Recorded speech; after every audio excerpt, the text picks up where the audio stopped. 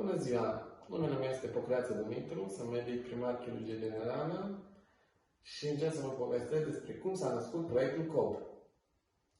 Împreună cu colegii și prietenii mei Marius Nădălcu și Racă Stă, cu care ne-am reunit după mult timp în care ne-am perfecționat în alte sisteme, am ajuns la Brașov și încercăm să adoptăm un proiect de succes din Franța.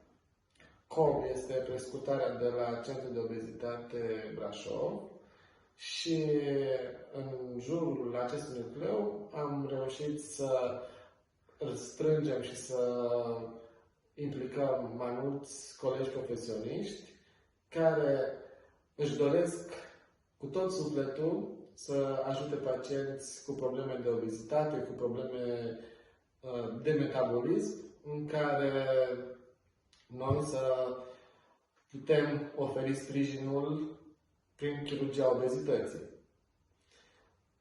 Obiectivul nostru este să putem oferi pacienților suport de la cea mai mică problemă sau o problemă incipientă legată de obezitate și să putem duce până la capăt sau să acordăm asistență pe toată viața, dacă este necesar, în probleme de obezitate.